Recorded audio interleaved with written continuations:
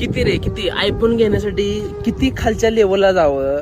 आई स्वतःची फुलं विकते भाजी मंडईमध्ये आणि 3 दिवस जेवला नाही का तर मला आयफोन घ्यायचा आहे. 1.5 लाख रुपये घेऊन गेला दुकानामध्ये आणि आयफोन घेतोय. अरे तुम्हाला एवढाच माच करायचा आहे ना तर स्वतःच्या जीवावरती करा, स्वतःच्या हिमतीवरती करा, स्वतः पैसा कमवून करा.